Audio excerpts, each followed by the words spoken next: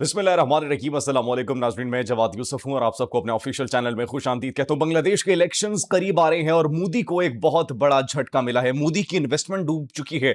दूसरी जानिब अमेरिका और इसराइल के बाद अब बरतानिया भी ईरान के खिलाफ मैदान में उतर चुका है। लेकिन तुर्किया ने जिस तरीके से पहले इन्फॉर्म कर दिया था ईरान को और ईरान के साथ अपनी दोस्ती का हक अदा किया था कि आप पर हमला करने वाले हैं, ईरानी सुप्रीम लीडर पर हमला होने वाला है, और उन्होंने बरवक्त कार्रवाई करके उन तमाम तर कुर्दिश जंगजुओं का तयापांचा फेर दिया था। एक मरतबा फिर से तुर्किया ने खबरदार कर दिया है।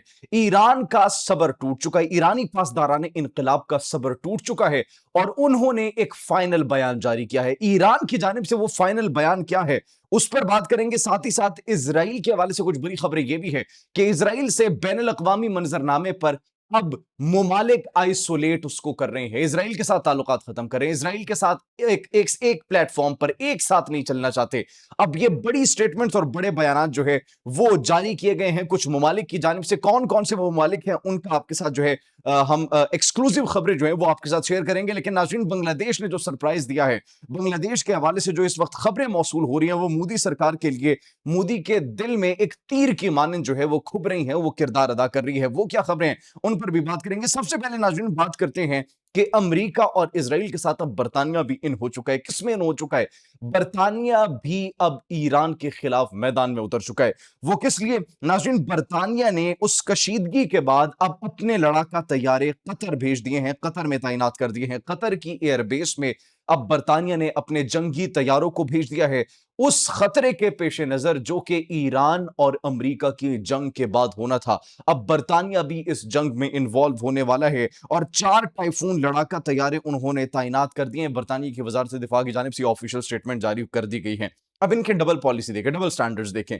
एक जानिब वो लड़ाका तैयारे कतर के अंदर तैनात कर रहे हैं, तो दूसरी जानिब ट्रंप की तनकीद में जो है वो अहम किरदार अदा कर रहे हैं। ट्रंप को ऐसे तनकीद का निशाना बना रहे हैं, ट्रंप के हर बयान को, नेटो के हवाले से बयान दिया उसको तनकीद का निशाना बनाया, उसको कहा हम नहीं मानते इस बात को। अफगानिस्तान के हवाले से जो बयान दिया डोनाल्ड ट्रंप ने कि नेटो ने वहां पर किरदार अदा नहीं किया, उसको मुकम्मल तौर पर मुस्तरद कर दिया। लेकिन बैकेंड पर देखें, बैकेंड पर क्या कर रहे हैं कि उसी ईरान के खिलाफ अमेरिका के साथ मिलकर अमेरिकी अड्डों पर अपने जंगी तैयारों को भेज रहे हैं। What does that mean? लेकिन ठहरिए, अभी ईरान के रिस्पॉन्स का इंतजार कीजिएगा। ईरान क्या कह रहे हैं, ईरान रिस्पॉन्स क्या दे रहे हैं, उसकी भी नाज़रीन आज हम आपको जो है वो तफसीली बताएंगे, एक एक लाइन बताएंगे कि ईरानी पासदारान इनकलाब की जानिब से जो बयान दिया गया है वो आप सुनेंगे तो आपका ईमान ताजा हो जाएगा। सिर्फ यही नहीं नाज़रीन, बल्कि सबसे पहले तो हम ये बात क्यों कर रहे हैं, क्योंकि डोनाल्ड ट्रंप की जानिब से, अमेरिकी सदर की जानिब से उनके जितने भी जंगी जहाज थे, बहरी बेड़े थे, और हमने आपको बताया था अब्राहम लिंकन उनका एयरक्राफ्ट कैरियर,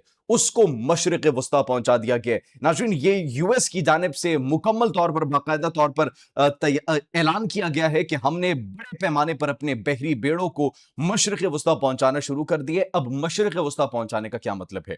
मशरिक वस्ता पहुंचाने का यही मतलब है कि वहीं से एक अटैक लॉन्च किया जा सकता है ईरान पर। अब नाज़रीन, ये खबरें पक्की क्यों हो चुकी है? ये खबरें इसलिए पक्की हो चुकी हैं क्योंकि तुर्किया की जानिब से जिस तरीके से पहले तुर्किया ने ईरान को आगाह कर दिया था बरवक्त ईरानी सुप्रीम लीडर के ऊपर हमला होने वाला है, आप पर जो है वो कुर्दिश जंगजू हमला करने वाले हैं, और ईरान की जो इंटेलिजेंस और ईरान के जो पासदारान इनकलाब के कमांडर्स हैं, जो सोल्जर्स हैं, वो मुकम्मल तौर पर तैयार होते हैं और बरवक्त कार्रवाई करके उन तमाम तर कुर्दिश जंगजुओं को जो है हलाक कर देते हैं और उनका प्लान नाकाम हो जाता है। तो इसी तरीके से तुर्किया की मिलिट्री इंटेलिजेंस जो है, उसके बाद अब तुर्किया के वजीर खारजा हकान वो ये बयान जारी कर रहे हैं कि इस वक्त जो है वो मुकम्मल इतलात मौसूल हुई है, ईरान पर इजराइल हमला करेगा। इसकी बड़ी जो है बड़े ठोस शवाहिद हमें मौसूल हुए हैं और ये मुकम्मल तौर पर तैयारी करें। अभी इजराइल जो खामोश है, उनकी खामोशी पर ना जाया जाए। अभी इजराइल जो इस वक्त एक भीगी बिल्ली की तरह बैठा हुआ है, इस तरह उनके इस रूप के ऊपर जो है कभी भी कोई डिसीजन न लिया जाए,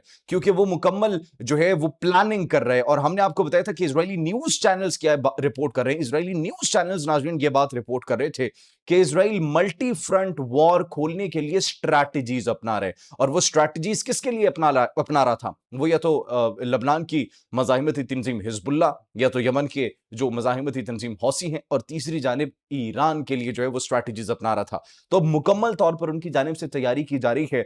अमेरिका ने अपने जहाज जो है वो मशरिक वस्ता भेजना शुरू कर दिया, बरतानिया ने अपना फ्लीट कतर भेज दिया है। इसके साथ साथ अब इसराइल भी मुकम्मल तौर पर जो है वो तैयार हो चुका है, और तुर्किया ने भी इस बात का इंदिया दे दिया। अगर ईरान के रिस्पॉन्स की बात की जाए, ईरान की जानिब से नाज़रीन जो रिस्पॉन्स आया है वो आपको बता दें, लेकिन नॉर्वे ने अपने तमाम तरह डिप्लोमेटिक रिलेशंस इसराइल के साथ खत्म करने का ऐलान कर दिया। अब ये इसराइल वो खित्ता है जो कि सिफारती तन्हाई का शिकार हो चुका है। अगर बात की जाए इसराइल की, तो इसराइल के अंदर जो एहतजाज हो रहे हैं, बड़े पैमाने पर, एक तो वहां पर एहतजाज हो रहे हैं और नेतन्याहू के खिलाफ ये मुजाहिरे हो रहे हैं, और नेतन्याहू के खिलाफ अवाम सड़कों पर इस हद तक निकल चुकी है कि बस अब बहुत हो चुका। अब उनकी अपनी अवाम उनको नहीं देखना चाहती। वो कहते हैं ना, जुल्म जब हद से बढ़ जाता है तो मिट जाता है। तो इतना जुल्म हो चुका है वहां पर, इतने लोग, अब लोगों के दिलों में वो आग भड़क रही है कि उनके अपने जो हैं वो भी उनको अब इख्तिदार में नहीं देखना चाहते। और दूसरी जानिब अब अगर बैनुल अक़वामी मंजरनामे की तरफ देखें, तो सिफारती तन्हाई का ये शिकार हो चुके हैं। इनसे कोई मुल्क ताल्लुक नहीं रखना चाहता। बड़ा ये कोशिश कर रहे हैं, बड़ा जोर डालने की कोशिश कर रहे हैं कि इनके साथ ताल्लुकात को नॉर्मलाइज किया जाए, लेकिन डिस्पाइट ऑफ दैट उसका कोई फ्रूटफुल हम असर नहीं देख रहे, उनके कोई असरात नहीं देख सकते। और ये इस बात का सबूत है कि इसराइल के लिए जो है एक खतरे की घंटी बज चुकी है। भारत की जो टेंशन्स है वो भी आपके साथ डिस्कस करेंगे, एक पाकिस्तान के हवाले से, दूसरा बांग्लादेश के हवाले से जो टेंशन्स हैं वो आपके साथ डिस्कस करेंगे। लेकिन उससे पहले नाज़रीन, आपको ईरानी पासदाराने इनकलाब के जो कमांडर्स हैं उनका हम बयान आपको सुनाते हैं। What they are saying. वो ये कह रहे हैं कि हमारी मुसल्लह अफवाज की उंगलियां ट्रिगर पर इस वक्त मौजूद हैं। सुप्रीम लीडर के हुक्म पर फौरी अमल करने के लिए हम तैयार हैं, हम अपनी जानों का नजराना देने के लिए तैयार है। सिर्फ एक हुक्म, सिर्फ एक इशारा, और हम अपनी जानों का नजराना पेश कर देंगे, हम पीछे हटने वाले नहीं है। और उन्होंने ये कहा कि जो अमेरिका और इसराइल है, इसको हम वार्निंग देते हैं कि किसी भी मुहिम जोई से ये बाज रहें। अगर इन्होंने किसी भी तरह की मुहिम जोई करने की कोशिश की, किसी भी तरह का कोई भी महाज खोलने की कोशिश की ईरान के साथ, तो इस मर्तबा हम पीछे नहीं हटेंगे। इस मर्तबा हम तब तक पीछे नहीं हटेंगे या जब तक आप खत्म नहीं हो जाते, या जब तक हम खत्म नहीं हो जाते। So that's a clear warning from them. दुश्मन को गुज़िश्ता 12 रोज़ा जंग से सबक सीखना चाहिए था। 12 रोज़ा जंग जो हुई उससे आपको सबक सीखना चाहिए था। अगर आपने सबक नहीं सीखा, जो आप नाकाबिल तस्खीर का दावा करते थे कि नाकाबिल तस्खीर है, जब हमारे सिज्जील मिसाइल, जब हमारे खैबर शिकन मिसाइल्स ने तल अवीव के उस आयरन डोम सिस्टम को चीरते हुए वहां पर कामयाबी से अपने अहदाफ को निशाना बनाया, तब आपको इस बात का इल्म हो जाना चाहिए था। लेकिन अब चूंकि आप उस 12 रोजा जंग से नहीं सीखे, तो इस मर्तबा ये जंग से आप कुछ सीखने के काबिल नहीं रहेंगे। That's what they are saying right now. सिर्फ ये नहीं नाज़रीन, बल्कि उन्होंने कहा कि हम दिफाई निजाम और कौमी सलामती को पहले से कहीं ज्यादा मजबूत बना चुके हैं। और ये नहीं उन्होंने कहा कि हमले की सूरत में, आखिरी जो स्टेटमेंट उनकी जानिब से दी गई है कि हमले की सूरत में एक तबाहकुन जवाब दिया जाएगा, एक ऐसा जवाब जिसकी आपने कभी ना तो उम्मीद की होगी, न कभी आपने तसव्वुर किया होगा कि ईरान की जानिब से ऐसा रिस्पॉन्स भी सामने आ सकते हैं। नाज़रीन, एक जानिब ईरान के हम मामलात जो है वो हमें देख रहे हैं कि थम रहे थे, लेकिन अब पसे पर्दा जो खबरें मौसूल हो रही हैं, उससे यही लग रहा है कि कुछ बड़ा होने वाला है। किसी बड़े प्लान की, किसी बड़ी कार्रवाई की तैयारी की जा रही है अमेरिका की जानिब से, इजराइल की जानिब से। अब उस प्लान की एग्जीक्यूशन कब होती है, ये एक सवाल है। अब होती है, कुछ अरसे बाद होती है, क्योंकि ग्रीनलैंड का तनाजा भी वहां पर खुला हुआ है और पूरा यूरोप अमेरिका के खिलाफ हो चुका है। तो ऐसे में फिर जब यूरोप उनके खिलाफ हो, ईरान पर हमला कर दे, तो ईरान के साथ पूरा यूरोप खड़ा हो जाएगा। तो ये फिर अमेरिका के लिए फेवरेबल कंडीशन नहीं होगी। इसीलिए ये जो एक्शंस लग रहे हैं ईरान पर हमले के, अगर उन्होंने ऐसा किया तो फिर अमेरिका बहुत बड़ी मुश्किल में फंसने वाला है। फिर ईरान का कुछ नहीं होगा, फंसेगा तो अमेरिका और इजराइल। बांग्लादेश के हवाले से जो कुछ खबरें नाज़रीन हमने आपको शुरू में बताया कि बांग्लादेश के जो इलेक्शंस हैं वो होने वाले हैं। 12 फरवरी को ये आम इंतखाबात होंगे, और जो मोदी सरकार है, बीजेपी है, उनकी इन्वेस्टमेंट डूब चुकी है। शेख हसीना वाजिद की पार्टी को मुकम्मल तौर पर बाइकॉट और उनको निकाल दिया गया है। इसके साथ साथ अगर देखा जाए, वहां पर जो इंतखाबी मुहिम है उसका बाकायदा तौर पर आगाज हो चुका है, और भारत अब ये सोच रहा है कि अब किस पॉलिटिकल पार्टी पर इन्वेस्ट करना है। लेकिन भारत की इन्वेस्टमेंट कहीं पर भी नहीं हो सकती, क्योंकि बांग्लादेशी अवाम ने भारत की इंटरफेरेंस को मुकम्मल तौर पर रिजेक्ट कर दिया है। इंतखाबी मुहिम के अंदर सिर्फ बांग्लादेश के, सिर्फ ढाका के, सिर्फ पाकिस्तान के नारे इस वक्त लगाए जा रहे हैं। तो तसव्वुर करें भारत जो कि ये ख्वाब देख रहा था कि अब हम किस पार्टी पे इन्वेस्ट करेंगे, क्योंकि हमारी कठपुतली हुकूमत तो हमारे पास है।